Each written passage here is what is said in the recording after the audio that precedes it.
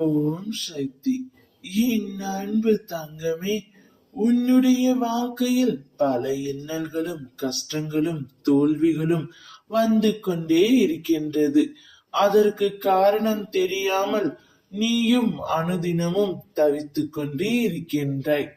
நான் அனைத்தும் சரியாகத்தான் செய்கின்றேன், சரியாகத்தான் நடக்கின்றேன், யாருக்கும் எந்த துரோகமும் செய்யவில்லை, யாருக்கும் எந்த கெடுதலும் புரியவில்லை.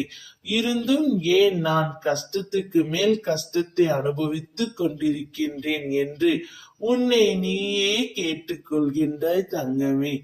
எதை தொட்டாலும் அது தோல்வியில்தான் முடிகின்றது. வெற்றி என்ற வார்த்தைக்கு என்னுடைய வாழ்க்கையில் இடமில்லாமல் போய்விடுமா என்ற கவலையும் உன்னில் அதிகமாகிக் கொண்டே இருக்கின்றது. கவலைப்படாதே தங்கமே. மலை போல் வந்த கஷ்டங்கள் அனைத்தும் பனி போல் உருகப் போகின்றது.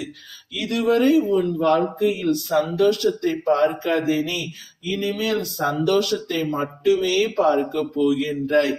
யார் யாரெல்லாம் உன்னை காயப்படுத்தி அவர்கள் சந்தோஷப்பட்டார்களோ அதே கஷ்டத்தை அவர்கள் இப்பொழுது பெறப் போகிறார்கள்.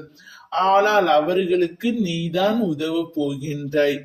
ஏனெனில் என்னுடைய குழந்தை மற்றவர்களின் கஷ்டத்தை பார்த்து சந்தோஷப்படுபவர் அல்ல, அவர்களுக்கு உதவி புரிபவர். அச்சமயத்தில் நீ உயர்ந்து வாழ்கின்றாய். நெருங்கிய உறவுகளே உனக்கு விரோதமாய் மாறப்போகின்றது.